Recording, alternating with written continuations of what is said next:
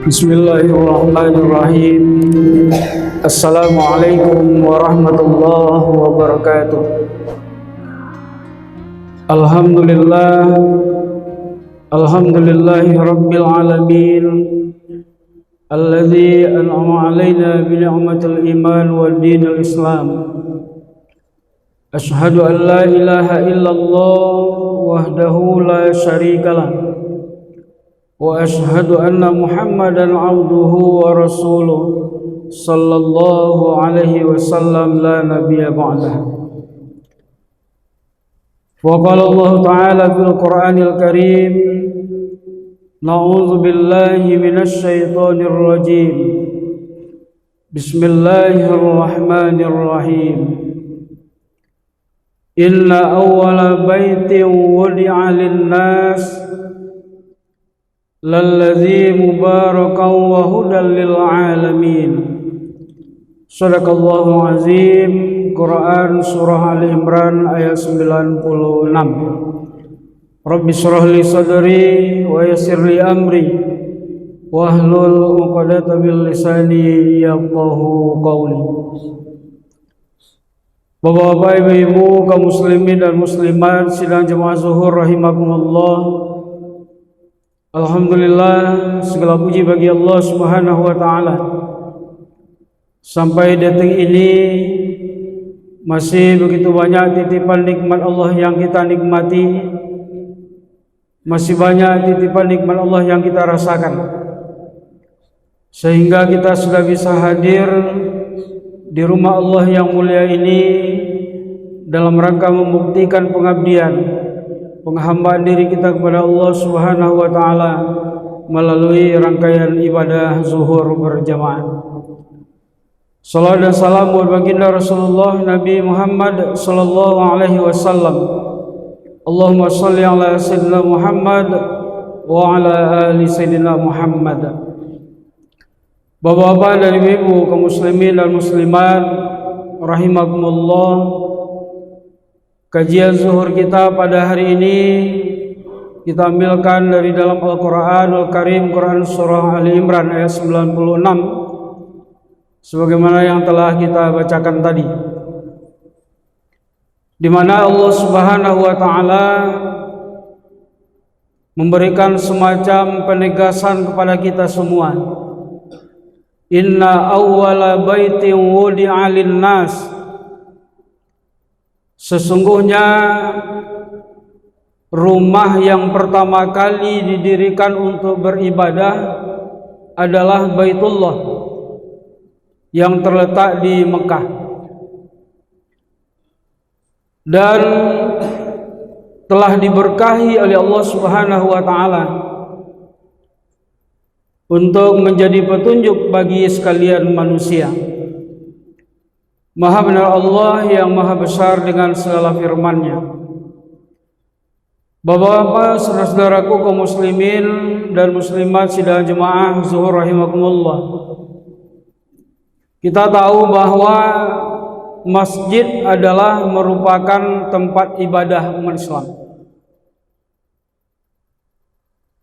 Dia sama-sama berasal dari isim makan dengan musola,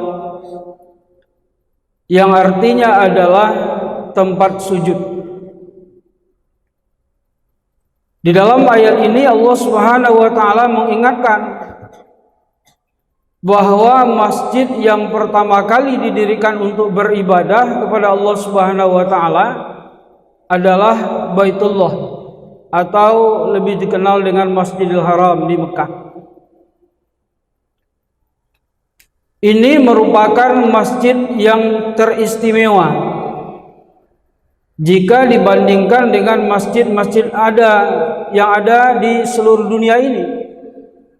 Ada semacam keistimewaan yang Allah berikan kepada Masjidil Haram ini. Akan tetapi bukan berarti masjid yang lain tidak istimewa, tidak. Yang namanya masjid tempat sujud tetap sama. Akan tetapi Allah Subhanahu wa ta'ala mengistimewakan Masjidil Haram ini. Apa di antara keistimewaan yang ada di Masjidil Haram ini? Setidak-tidaknya Bapak-bapak dan Ibu sekalian, ada dua masjid yang Allah istimewakan di atas permukaan bumi ini. Yang pertama adalah Masjidil Haram, yang kedua adalah Masjid Nabawi atau masjidnya Nabi Muhammad SAW. Ternyata masjid yang dua ini punya keistimewaan. Keistimewaannya sebagaimana yang telah Rasulullah sampaikan dalam sebuah hadis yang diriwayatkan oleh Ibnu Majah. Apa kata Rasul? Salatu fi Masjidil Haram mi'ata alfa salat, wassalatu fil masjidi alfa salat. Siapa yang melakukan ibadah solat satu kali saja di Masjidil Haram itu, maka dia dapat kebaikannya 100.000.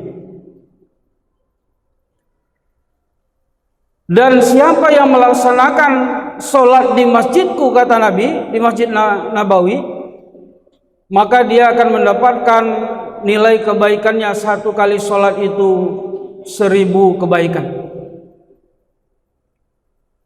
Jadi ada dua keistimewaan di masjid yang dua ini, Masjidil Haram dan Masjid Nabawi. Maka oleh sebab itu Bapak dan Ibu sekalian,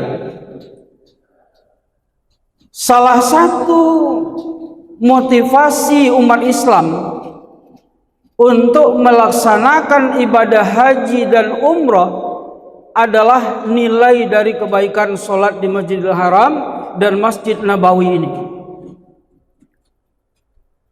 Bagi bapak-bapak dan ibu-ibu yang sudah kembali dari Mekah, baik itu haji ataupun umrah, sangat-sangat beruntung luar biasa.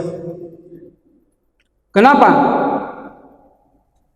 Taruhlah misalnya kita sholat di Masjidil Haram itu, pergi haji atau umrah 10 hari saja misalkan, maka setidak-tidaknya kita sudah melaksanakan ibadah sholat di masjid yang lain setidak-tidaknya 1.000 kali atau 1.000.000 kali. Itu kalau kita analogikan 10 hari melaksanakan ibadah sholat di sana.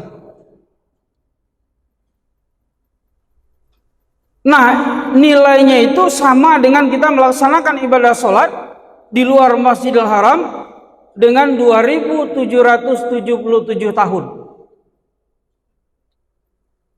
Jadi sangat luar biasa keistimewaannya Bapak dan Ibu sekalian.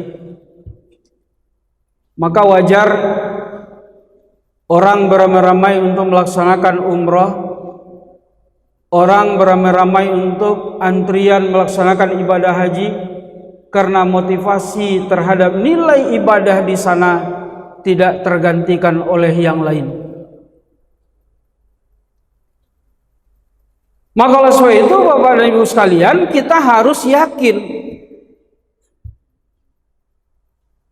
bahwa kita sebagai umat Islam ketika berada di dalam masjid Allah, itu dipastikan hati kita akan menjadi tenang dan tentram, damai hati kita. Dan yang tidak kalah pentingnya, masjid Allah itu diberkahi. Apa pemahamannya tentang diberkahi itu? Kalau secara bahasa, nikmat, berlimpah. Atau dalam bahasa lainnya, bertambahnya kebaikan untuk umat Islam. Ini yang berkah itu.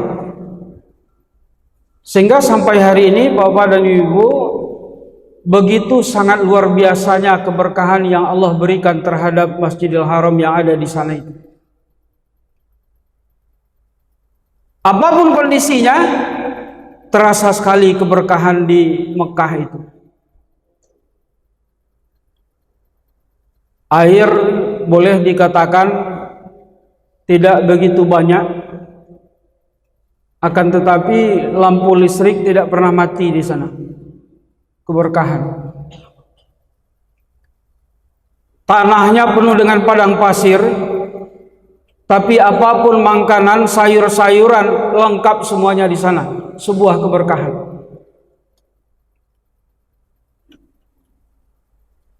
Maka kita yang berdomisili di daerah kita masing-masing harus mampu untuk memanfaatkan masjid Allah ini untuk beribadah semaksimal mungkin. Sudah banyak pelajaran yang bisa kita ambil Bapak-bapak dan Ibu sekalian dari kenyataan yang ada. Apakah tidak akan kita ambil iktibar dari itu? Contoh, ketika terjadinya banjir bandang di Padang Panjang misalnya, ketika kita lihat lewat di sana, itu bangunan yang di atasnya habis semua, tapi ada 3 musola yang tidak kena sedikit pun. Karena Allah yang menjaga. Termasuk yang di atasnya, jangankan roboh, retak, lumpur pun tidak masuk ke dalam area tempat sholat masjid itu. Bayangkan, Allah memelihara rumah. Nah, apakah kita tidak akan mengambil pelajaran dari situ? Maka oleh sebab itu, Bapak dan Ibu sekalian, selagi Allah Subhanahu wa taala memberikan kekuatan, memberikan kesempatan kepada kita semua untuk melaksanakan ibadah di masjid kita, hendaknya ini bisa kita manfaatkan semaksimal mungkin, terutama ketika kondisi fisik kita masih kuat. Maka pada saat itulah waktunya kita untuk bisa berjamaah ke masjid secara maksimal. Jangan sampai ditunggu nanti badan-badan kita, kaki, pinggang sakit baru ingat dengan masjid. Jangan. Karena tidak ada tempat yang lain yang lebih baik, yang lebih mulia untuk melaksanakan ibadah selain daripada masjid Allah. Maka berbahagialah saudara-saudara kita yang melaksanakan ibadah haji tahun ini, yang sudah mampu melaksanakan ibadah, apalagi dia melaksanakan arba'in di Madinah. 1 kali sholat saja di Madinah dapat 1000 kebaikan, apalagi dia melaksanakan 40 waktu di sana. Ini luar biasa. Mudah-mudahan kita yang sudah kembali dari Mekah, baik itu umroh ataupun haji, hendaknya lebih meningkatkan kualitas ibadah kita, terutama jangan lupa mengunjungi masjid setelah kembali dari Mekah. Karena ada juga yang pendapatnya itu salah. Pulang dari Mekah sudah bergelar hajjah dan haji, ditanya oleh kawan, oleh tetangga, kenapa tidak nampak-nampak lagi sholat berjamaah di masjid, Pak? Lalu beliau menjawab, karena saya sudah pulang dari Mekah 40 hari, maka nilai sholat saya itu di Mekah sudah banyak, luar biasa, maka saya istirahat dulu. Nah, ini pemahaman yang kurang benar juga. Semoga bermanfaat. Fa'tabiru ya ulil absar. Billahi nastaufiq wal hidayah. Wassalamualaikum warahmatullahi wabarakatuh.